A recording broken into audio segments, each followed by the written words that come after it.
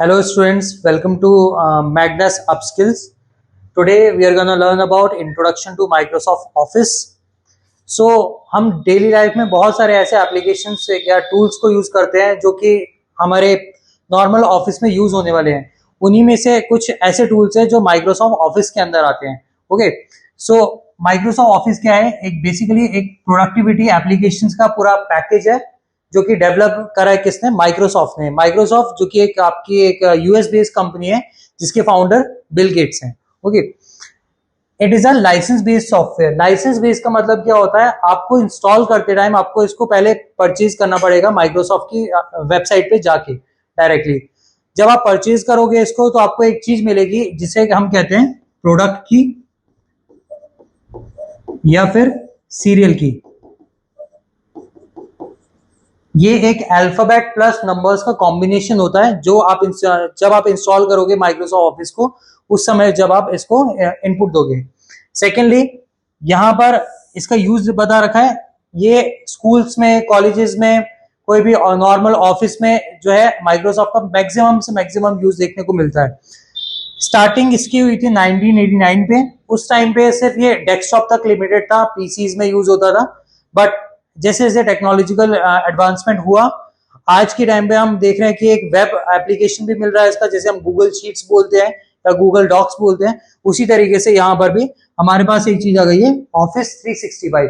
Along with that हमारे पास यहाँ पर एक मोबाइल के भी वर्जन आने लगे हैं जो जिससे आप क्या कर सकते हो, आप नॉर्मली कोई भी शीट एडिट कर रहे हैं तो उस समय आप मोबाइल यूज कर सकते हो अपना एडिट करने के लिए उस पर्टिकुलर शीट को। लेटेस्ट वर्जन इसके 2004, 2024 and office 365 with Copilot. Copilot basically यहाँ पर ये दो पर्टिकुलर वर्जन हमारे साइड बाय साइड चल रहे हैं, जिसमें से ऑफिस 2024 वन टाइम परचेज के लिए यूज होगा। वन टाइम परचेज मतलब एक बार आपने पेमेंट कर दी, उसके बाद आपने पेमेंट करने की आपको इसमें जरूरत नहीं है। वहीं पर अगर हम 365 की बात करें तो ये क्या होता है? सब्सक्रिप्शन बेस्ड होता है।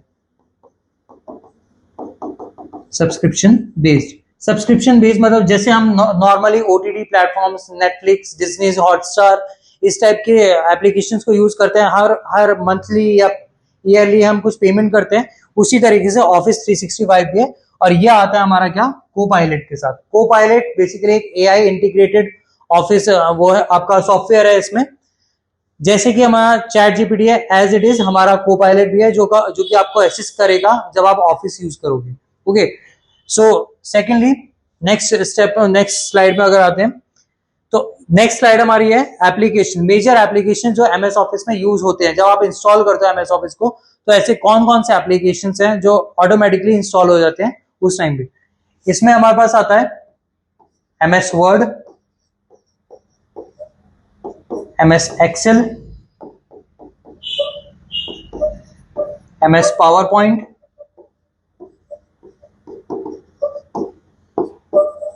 एमएस एक्सेस,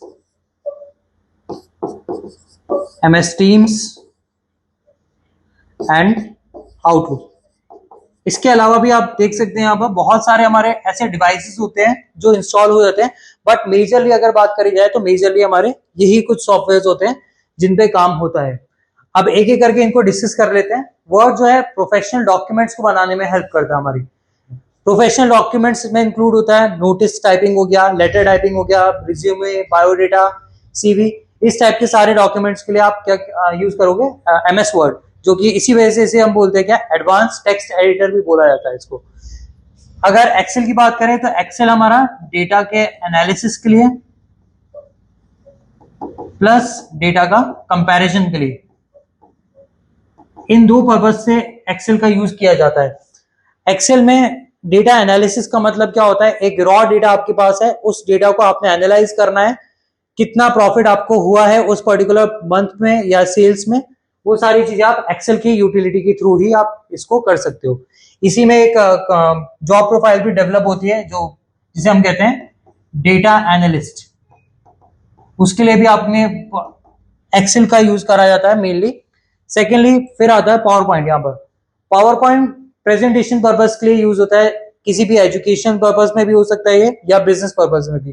कोई क्लाइंट है अपने नया प्रोजेक्ट बना के लेके आ रहा है और उस प्रोजेक्ट को अपनी टीम, अपने HR टीम को या कोई भी टीम है उसके ऑफिस में, उनको डिस्प्ले कराना है, उसके बारे में बताना है, तो वो मोस्टली पावर पॉइंट का यूज करेगा। एक्सिस, एक्सिस होता है DBMS के लिए। DBMS stands for database management system. बहुत सारे एक large amount of chunk of data है, उसको समराइज करना है, उसको स्टोर करने के लिए हम MS एक्सिस का यूज करते हैं। सिमिलरली यहां पर एक और एप्लीकेशन आता है जिसे हम कहते हैं MS टीम्स। MS टीम्स होता है वीडियो कॉन्फ्रेंसिंग के लिए, जहां पर हमारे पास कुछ टूल्स आते हैं, यहां पर गूगल मीट और जूम हो गया, वहीं पर माइक्रोसॉफ्ट का अपना एक एप्लीकेशन है जो है हमारा MS टीम्स। सिमिलरली आउटलुक जो कि एक मेलिंग एप्लीकेशन है, मेलिंग एप्लीकेशन है जो कि ओके। अभी मेलिंग एप्लीकेशन यहां पर जैसे कि हमारा जीमेल हो गया जो कि डेवलप करा है गूगल ने, माइक्रोसॉफ्ट की तरफ से भी एक और अपना एक मेलिंग एप्लीकेशन डेवलप हुआ है जिसे हम कह रहे हैं आउटलुक। नेक्स्ट अब आते हैं हम यहां पर डिस्कस करते हैं जो वो है हमारा एक्सटेंशंस। एक्सटेंशंस की अगर बात करी जाए तो एक्सटेंशंस होता है फॉर्मेट ऑफ द फाइल। ये आपको बताता है कि आपका फॉर्मेट किस फॉर्मेट की आपकी फाइल है। और इसका एग्जांपल समझ लेते हैं। यहाँ पर एग्जांपल के तौर में अगर किसी फाइल के पीछे यहां पर लिखा हुआ है .pdf या फिर किसी फाइल के पीछे लिखा है MP3 या MP4, तो ये हमें आइडेंटिफाई करने में हेल्प कर रहा है हमारी कि पर्टिकुलर फाइल कौन से पर्टिकुलर सॉफ्टवेयर से रन करेगी। PDF normal portable document format जिसे हम बोलते हैं, वो PDF की तरह ओपन होगा। इसके लिए आप एडोबी वगैरह यूज कर सकते हैं, इस टाइप की सॉफ्टवेयर। MP3 ऑडियो फाइल्स होती है हमारी, ऐसी MP4 हमारी जो है वीडियो फाइल्स होती है। तो सिमिलरली यहाँ पर भी ऑफिस में भी हमारे एक्सटेंशंस का यूज होता है। हर एक सॉफ्टवेयर का अलग अलग एक्सटेंशन रहता है जिसमें से इंक्लूड हम यहाँ पर लिख रखा है। अगर स्टार्टिंग यहाँ पर मैंने यूजुअली 2 वर्जन्स लिखे हैं यहाँ पर, 2003 या 2007 या उससे ऊपर के जितने भी वर्जन्स है। अगर बात करें 2003 में, तो 2003 में वर्ड का जो एक्सटेंशन रहने वाला है वो होगा आपका .doc, एक्सेल में .xls, पावर पॉइंट में .ppt एंड एक्सिस में .mdb। ओके, और यहीं पर अगर हम 2007 या उससे ऊपर के वर्जन्स की बात करी जाए तो वहां पर .docx, .xlsx, .pptx and .accmdb, इस टाइप के हमारे एक्सटेंशंस बनते हैं। इसमें एक नोट वर्दी वाली चीज है कि आप किसी भी पुराने वर्जन में आप हायर वर्जन की फाइल को ओपन नहीं कर पाओगे। क्लियर, ये मैं लिख दे रहा हूं यहां पर भी, note you can't open an higher version file into an earlier version।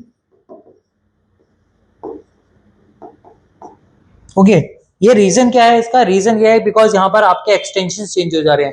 आप किसी MP3 MP4 फाइल को आप एडोबी से नहीं, एडोबी जो हमारा एक्रोबैट होता है जो PDF ओपन करने वाला होता है उससे आप नहीं ओपन कर सकते। सिमिलर कॉन्सेप्ट हमारा यहाँ पर भी अप्लाई हो रहा है। ओके, सो नेक्स्ट हमारे पास आता है फिर इसमें फाइल्स एंड पेजेस। अब सबसे कंफ्यूजिंग जो चीज आती है इसमें MS ऑफिस में हमारी, वो चीज होती है फाइल्स और पेजेस की। नॉर्मली ये कंफ्यूजन देखा गया है सब में कि हमें नहीं पता होता MS वर्ड में जो फाइल होती है उसको क्या बोलते हैं या पेजेस को क्या बोलेंगे, या हमारी वर्कबुक क्या होती है, वर्कशीट्स क्या होती हैं, एक्सेल में, पावर पॉइंट में स्लाइड्स क्या होती हैं, उस चीज की एक क्लैरिटी आपको यहां से मिल जाएगी इसमें। ओके, अब अगर यहां पर ये बेसिकली टेबल डिफाइन कर रही है कि वर्ड में फाइल को क्या बोलेंगे, यहां पर हम बोलते हैं इसको डॉक्यूमेंट। वहीं पर पेजेस को हम वर्ड में एज अ पेजेस ही रेफर करते हैं। एक्सेल में हम किसी भी फाइल को, एक्सेल की जो फाइल होती है उसको प्रॉपर नेम उसका होता है वर्कबुक। एंड एक्सेल में पेजेस जो होते हैं उसको हम बोलते हैं वर्कशीट्स। पावर पॉइंट में उसी फाइल को हम बोलेंगे प्रेजेंटेशन। एंड उसके जो पेजेस होंगे उसको हम बोलेंगे स्लाइड्स। आई होप ये क्लियर हो गया होगा कि इसमें क्या क्या चीजें आपके कौन सी फाइल में कौन सा पर्टिकुलर एप्लीकेशन है, किस फाइल को किस नेम से हम रेफर करते हैं और क्या उनके पेजेस को किस तरीके से हम डिफाइन कर रहे होते हैं। ये एक बेसिक मैंने एक इंट्रोडक्शन दिया है यहाँ पर आपका। Okay okay, thank you. 10 minute हो गए ना।